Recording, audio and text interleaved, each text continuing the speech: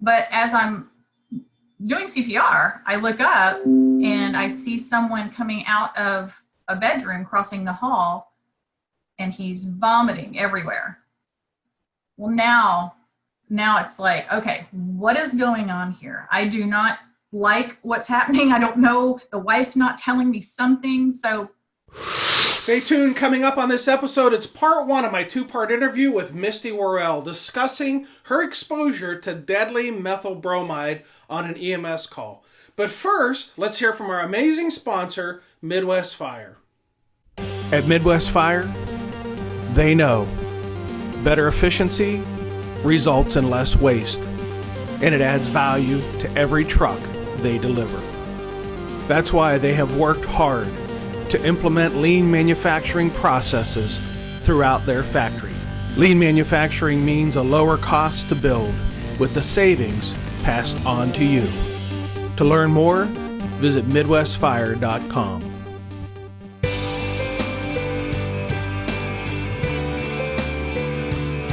Hello and welcome to episode 323 of the Situational Awareness Matters show. I'm your host, Rich Gassaway. The purpose of this show is to improve situational awareness and decision making for individuals and teams who work in high risk, high consequence, time compressed environments with changing conditions.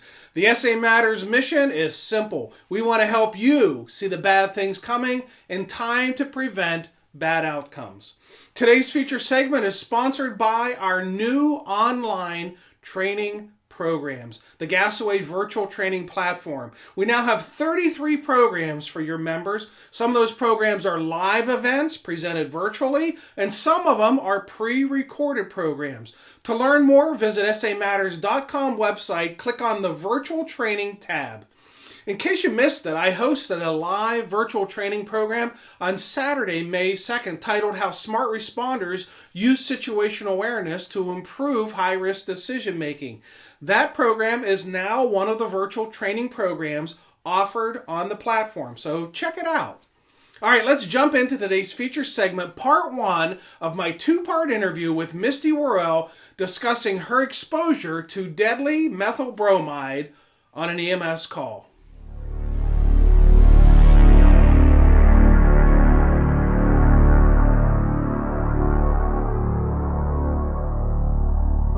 It was thought-provoking. So during that session, actually the supervisor that I had for my agency when the call we're going to discuss today took place was the one I think who hosted it. It was Alan Sims. Yeah, right. Oh, yeah. Yeah, so he was actually part of this. He doesn't claim to be part of the call because he came on afterwards, but he had to play cleanup. So. Okay, yeah, I remember that program very well. It was, oh gosh, what's it called? Condo Expo Center.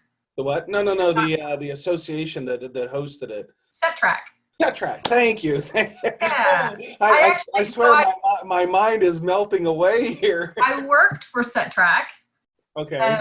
And when I left SetTrack, it was interesting. I left there 5 years ago after being diagnosed with ovarian cancer.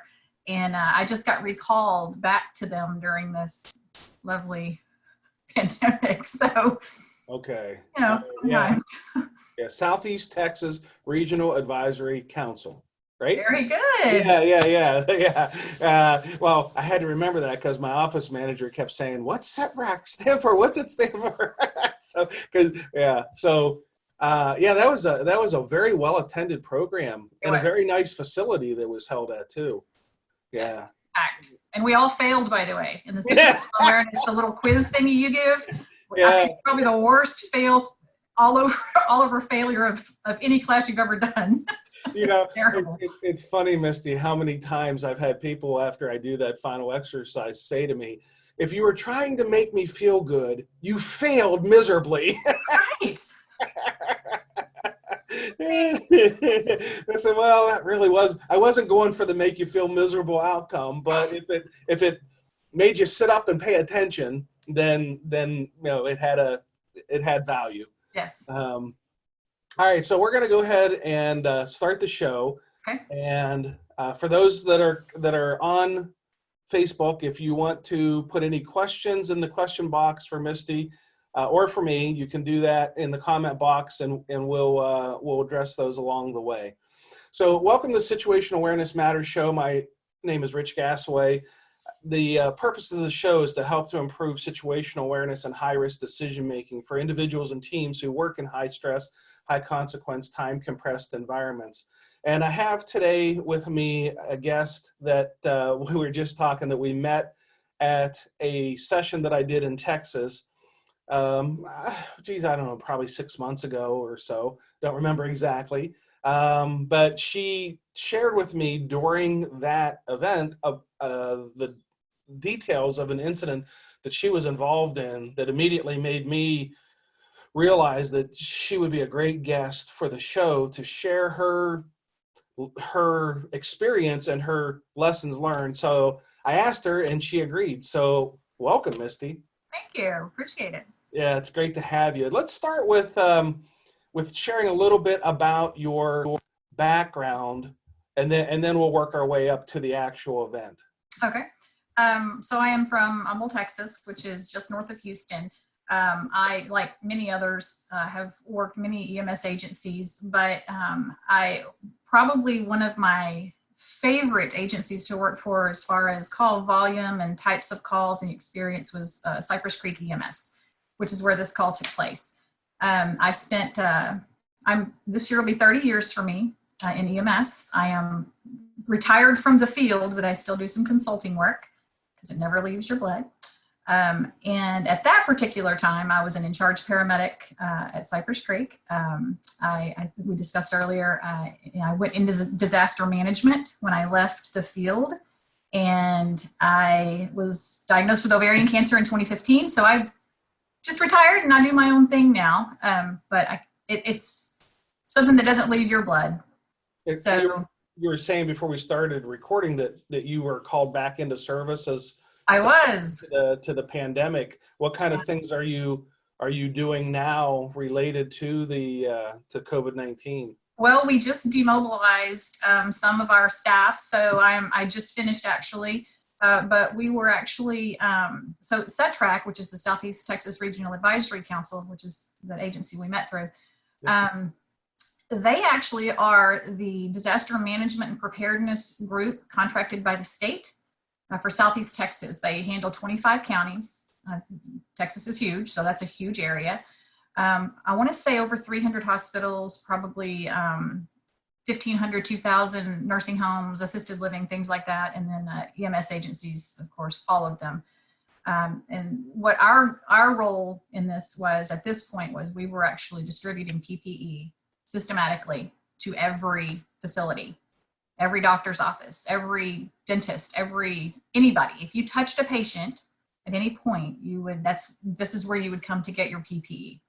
So we were filling stars, which are in Texas, and I'm not sure how this is other places, was basically, these are online requests through WebEOC, and they would request all of the PPE they needed. We would fill it, we would send it to the state if it needed to be something we didn't have. So it was kind of cool. And plus all of the data for COVID comes into CETRAC, which I found very enlightening. So every patient, every hospital, every event that was being used, every, positive case was being reported back to CETRAC, which is where the state got their numbers. Okay. All right. So big role there. So the event that we're going to talk about occurred while you were working in Cypress Creek. Yes. And so tell me a little bit about Cypress Creek. I've done a program at Cypress Creek, but I can't quite remember, so you can clarify this. Is fire and EMS together, or is fire and EMS separate? Separate. This is just the EMS agency. Yeah.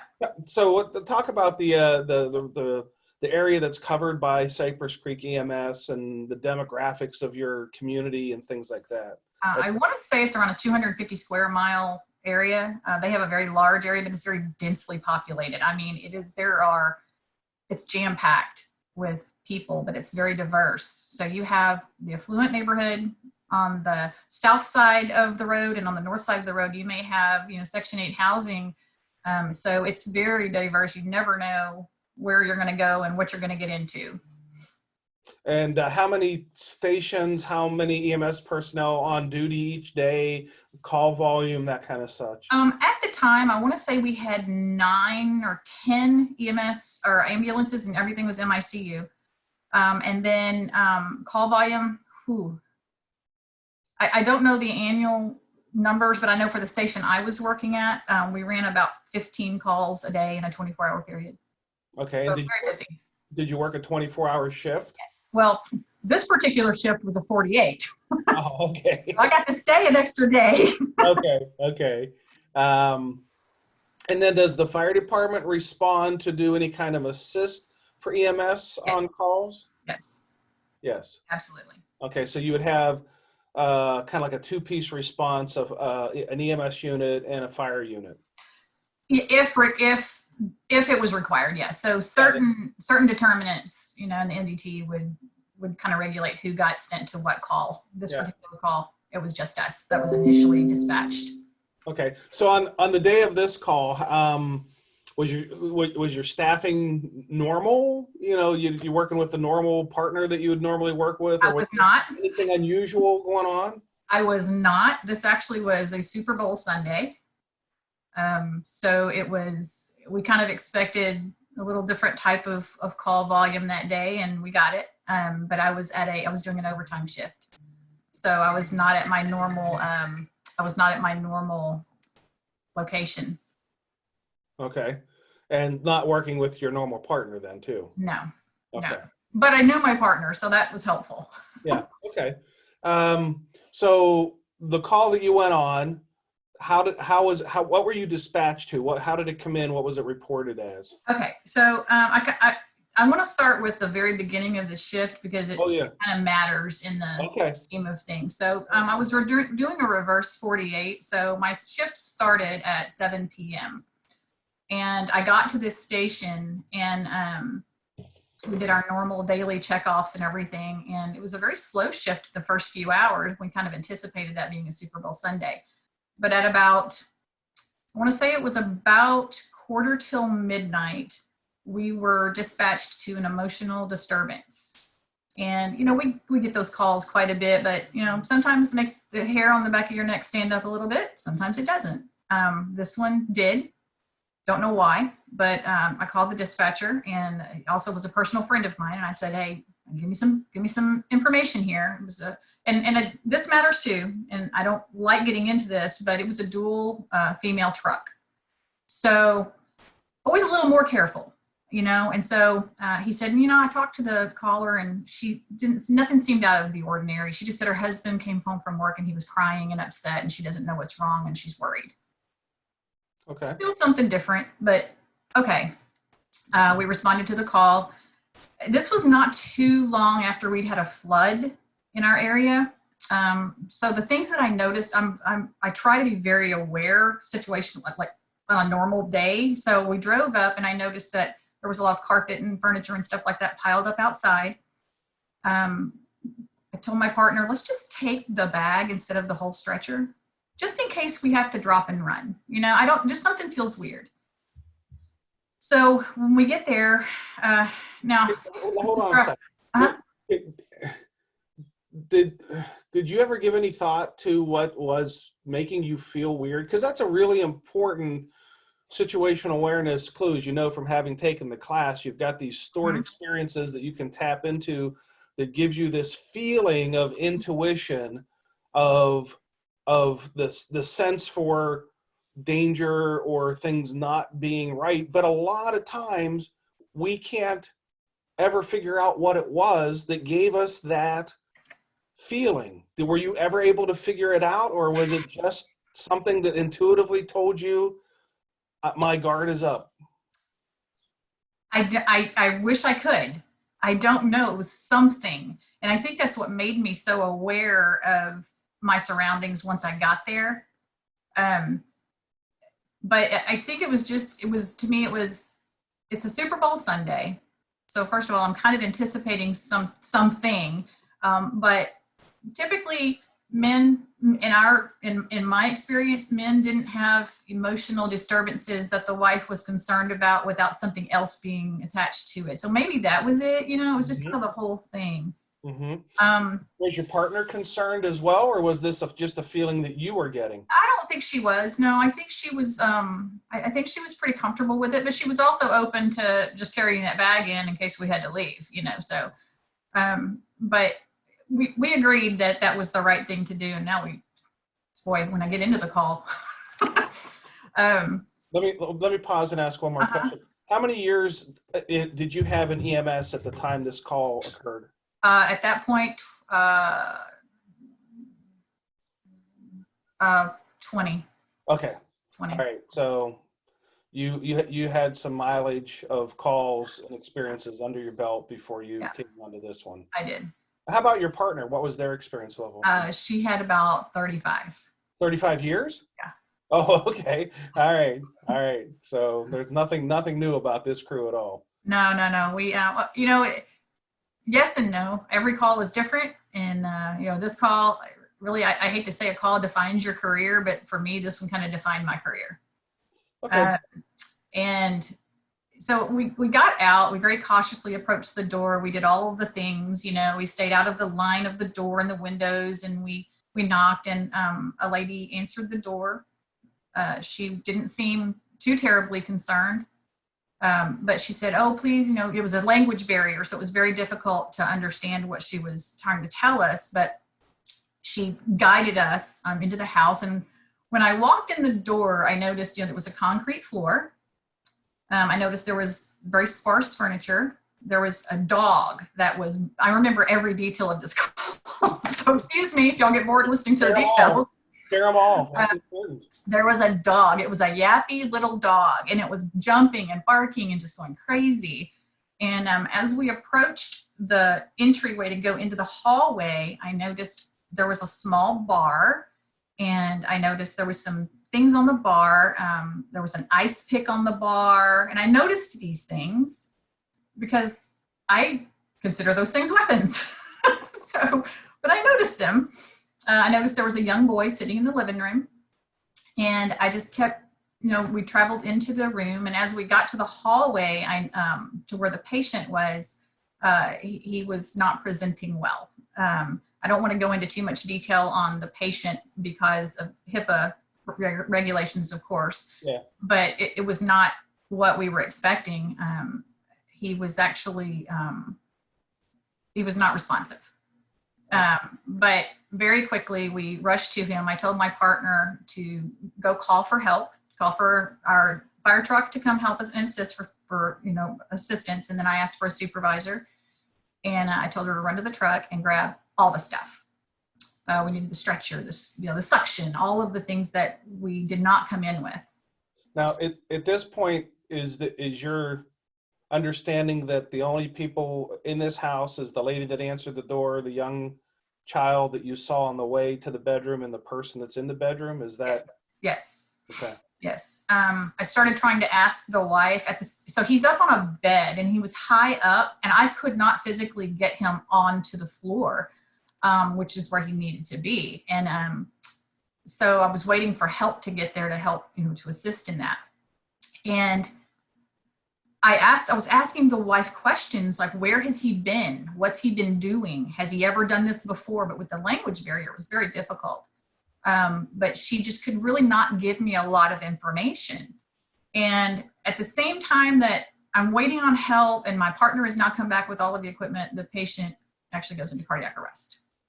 So we were stuck, the big, you don't work a cardiac arrest on a bed, but we didn't have a choice at that point. And I get nervous talking about this part for some reason, even this long after the call, but we just could not get him down. And so we kept working where we were. And as I'm working him, I'm asking the wife, still trying to figure out what is happening with this man. He didn't present normally like this. It was very abnormal. And estimate his age. He was between 40 and 50. Okay. Looked to be in decent health, otherwise.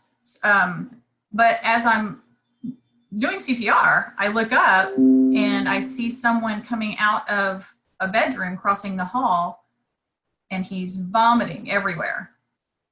Well, now it's like, okay, what is going on here? I do not like what's happening. I don't know. The wife's not telling me something. So after a couple of people got there, I did have somebody that was able to translate, and she said that he had been at work with the other gentleman in the house, and that they had come in from work, and they were going to go to a birthday party, and which I thought, well, that's weird. It's 10 o'clock at night, why would you go to a birthday party?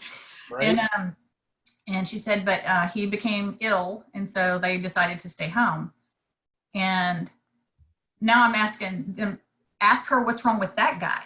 And she said, well, he works with him. And then finally, after probably, it seemed like 700 years, but it was probably only about 2 minutes, we got out of them that they actually worked at a rice silo. And immediately I was, with what he presented with and what I saw with the other guy, I was thinking organophosphate. That was it all played together now. All of it's making sense. So we're calling for additional help because now I've got a second patient. And at this point, which I found so interesting, we still don't know he had already taken a shower when he came home, the husband had, so we didn't feel like decontamination was going to be an issue. He was in different clothing. The wife still can't give us, or isn't giving us, a lot of information. So I found it very interesting that the wife is now not really paying attention to us with her husband. She's more concerned about the other guy. But I can't focus on that. But still, I'm still trying to be very aware of everything. We get outside with the patient. I now have the other ambulance there taking care of this guy. We've just moved him straight from the bed to the stretcher, and we get outside and we're loading him in the truck. We get him loaded up. I've got the side door of the ambulance open facing the house, and now I see the female and the young child in the front yard. Both of them are vomiting in the front yard. Well, now I'm really worried because no one else was sick in the beginning. So we go to the hospital, of course, emergency traffic. We get there, we explain to the ER staff what's going on. They become very concerned as well. And we get message back to the other truck that the other patient needs to be decontaminated. And that I find out now that another truck is being sent for the female and the child. We were probably at the hospital an hour and a half, I guess. And the female and the child came in. They did not come by ambulance. They were apparently okay now. But whenever the female entered the emergency department, she did not come to the room where her husband was. She went to the other room, which I found very interesting. However, that other person that was brought in, the other resident of the house, he's now presenting in that other room just like our patient did initially to us. So he's progressed now into, and I even made the comment to our medical director, who was the ER physician on duty that day. I said, would you like me to tell you what's coming next?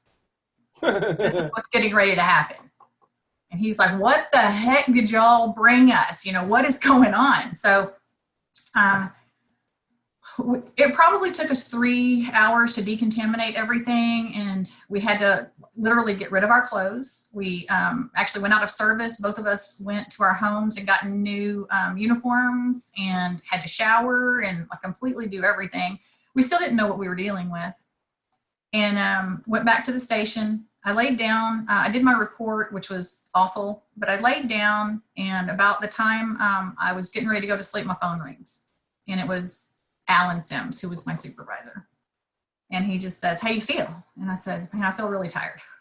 So that was crazy. He goes, no, how do you feel? I'm like, I'm tired. And then he says, but are you feeling okay? I said, what is going on? What do you want? And he said, look, hazmat was called to this scene after you guys left. And I just wanted you to know that they found 3 1-pound canisters of methyl bromide in the house. And I said, oh, methyl bad. I mean, that's, you know, I'm not a hazmat person, but I do know that methyl things are typically bad. And especially when you've got what we just witnessed with this whole family. And I get emotional talking about this. I'm sorry. Okay. Anyway, so Alan said, he goes, listen, they found those 3-pound canisters. It appears that somebody in the home brought them into the house. They used an ice pick to break the seal and set them all off. 1 pound of this methyl bromide is used in a rice silo to kill 1 pound. In a huge rice silo to kill rodents, bugs, anything that's living in those silos. I said, oh, wow, okay. He said, it's odorless, colorless, you know, it's very heavy, so it stays at floor level, which if you go back to what I was just talking about, we couldn't get him off the bed to the floor, thank God. Right. And then he said, was there a dog at the house when you were there? And I said, yes, there was. Yappy little noisy dog. He says, was it alive? Obviously it was. He said, okay. I said, why? Is it no longer alive? He said, no, the dog is dead. Okay. He said, did you see any rodents in the house? No. He says, well, there were a couple of rodents dead as well. I said, okay. I said, so what are we doing here? Tell me what's going on. He said, well, here's what we've been told by hazmat, and then we've of course got some other officials involved as well, is that this gas can lay dormant in your fat cells for up to 2 weeks. And then it can release into your system, and basically you will experience a headache, and then you will begin having seizures, and then it's fatal. Oh my God. And I said, so how do we test for this? And he goes, there is no test. He said, there are only a few people in the United States that are even certified to handle this gas. And your first patient was one of them. And I said, okay, so what do we do now? He said, you just wait. And I said, oh, okay, what do we wait for? He said, basically signs and symptoms. We need to monitor you. If you start getting nauseated, headaches, losing weight, things like that, then just kind of, we need to watch that. And I said, well, what happens if those things start happening? And he said, there's really nothing that can be done. So for 2 weeks, I lived every moment with every headache, every feeling of nausea, anything that felt off. It was, is this going to kill me? Like, is this the beginning of it? I lost about 15 pounds in 2 weeks. I could not eat, could not sleep. Working was just a nightmare. And, you know, and what I did physically, like outwardly, I was fine. We joked about it. We made fun of the call. We talked just like you normally do, but inside I had 5 kids. They were all young. And I started making plans. Oh my goodness. I started getting things in order. If 2 people in the home died, a dog was dead that wasn't dead when I was there. Rodents were there dead. We did not see them dead when we were there, but now they are. We were in that house for a good 45 minutes. So, you know, what now? Fortunately, obviously, I survived. I'm here. But that was a very hard call. And honestly, anywhere we go now, that call is brought up. If I'm around my peers from that time, which we've all remained friends, of course, but that is the call. That's what comes up. A very dear friend of mine who was the dispatcher, he's now a nurse. And anytime we talk, the first thing he says to me is, I'm sorry, I did not mean to almost kill you. And so he actually has some residual, you know, from that as well, just knowing that we were all in danger, but we didn't know it. So I think the worst part of all this was the follow-up. We had some after action stuff going on, and it was probably 6 hours into my shift the next day we got called in for a meeting with the hazardous materials team. And the gentleman that was in charge of the hazmat team, who now I've actually had a friendlier relationship with, but at the time I wanted to reach across the table and pummel him because he set us down and he said, you obviously know what we found in the home. And I said, yes, absolutely. And he said, I just want you to know that your lack of awareness almost killed a whole bunch of people. Like you were supposed to know that was there? And they were hidden. So these canisters were hidden. One was like under a sink in the bathroom, one was under a sink in the kitchen, and one was just outside the door. So we never saw them. They were hidden. And, you know, when I go into a call like that, my first duty is not to go search their cabinets, you know. So I spent the next, if you remember, I was working a reverse 48. I was still on duty for a whole nother 36 hours. So I still, with all of this knowledge and this interaction, it was a very hard call. But what I took away from it was all the little things that I noticed when I walked in the house played a huge part in the actual prosecution's case later, because what it ended up being was a love triangle murder attempt. Oh, wow. The wife and the other guy that were in the house had conspired to set these off to kill the husband. And whenever they came in from work, they told him they were going to go to the store for some party supplies. He set the canisters off. They left. They came back, not realize he obviously didn't realize that just because. So again, the man who the original guy who's certified to use this chemical, you have to put codes in to open these canisters. You can't just like turn it on and it spews methyl bromide. It's like a very serious, which is, by the way, because of this call, was outlawed in the United States. So it's no longer even a part of the, you can't even use it in the States anymore. So he used an ice pick with a hammer to try to puncture the canisters, and he was successful. But in doing so, he contaminated himself and exposed himself. So that's my call. The person who used the pick to open it, was that your first patient or was that the second patient? Second patient. The second patient. The guy who was conspiring with his wife. Certified to be able to use that product. Non-certified.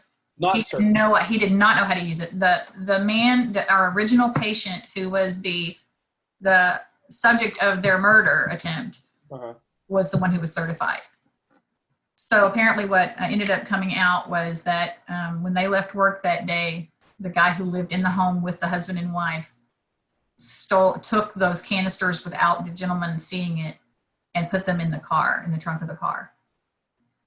And then when he went into the shower to get showered, when he thought that they were leaving to go to the store, that's when he set the canisters off.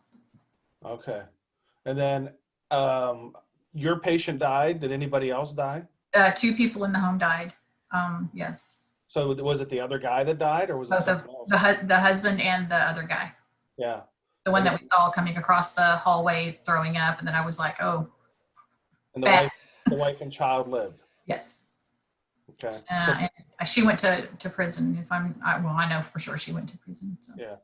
So for 2 weeks, you're living with a time bomb attached to you that you have no idea if it's going to go off. And if it does, there's nothing you can do about it. Correct. I can't even imagine what psychological impact.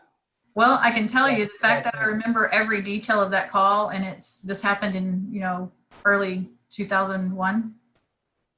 I can tell you the color of the house. I can tell you the color of the concrete on the floor. It doesn't go away. It doesn't go away. And I'm grateful. I know I'm blessed, but that was unfortunately, I had so many wonderful calls that the outcomes were fantastic in my career, but this defined it. This is my call. So. Oh my goodness. So what are some of the lessons or takeaways or advice that you would give to others now? I think it's always easy in hindsight to identify things that could have been done. Some might say should have been done.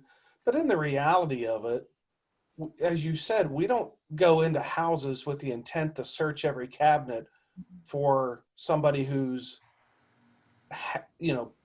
with malice, released a colorless, odorless gas with purposeful intent to kill. I mean, there's a certain point where even the best of situational awareness doesn't lead you to be that paranoid about every EMS environment you go into. I mean, I think you'd probably go psychologically crazy if you came onto every scene with that kind of mindset. So what are the takeaways to this for for EMS or fire or even police that would be coming into a call like this?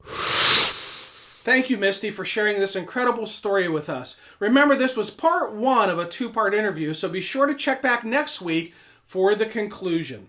Since 2007, SA Matters instructors have helped more than 1,200 organizations and over 87,000 individuals improve high-risk decision-making, including first responders, industrial workers, military personnel, business leaders, medical professionals, utility workers, highway workers, aviation, transport operators, oil refinery operators, and so much more. If you have someone in your life that you care about who works in a high-risk, high-consequence decision-making environment, then we are here to help to improve their safety and their survival and to help them accomplish the most important mission of all. And that's to be able to come home to you, the ones who love them, whole and healthy. Normally, this is the part of the show where I would thank the organizations that have hosted recent situational awareness programs and give you a list of where the upcoming programs are going to be. But the pandemic and social distancing rules have caused all of my live events to be postponed. So if you don't mind, I'm going to take a short walk down memory lane and thank some of the organizations that were hosting live event programs this time last year. The Maryland Fire Chiefs Association, the Scott Township Fire Department in Evansville, Indiana, the Fast 19 Conference in Nashville, Tennessee, the Buckley Fire Department in Buckley, Washington, and the Washington Fire Chiefs Association Conference, the Safety Institute Conference in Syncrude, Canada. All of our events, past, virtual, postponed, and future, are all listed on the SA Matters website. If you're interested in seeing that list of where we've been or where we're going, just head over to the site and click on the Program Dates tab under Live Training at the top of the homepage.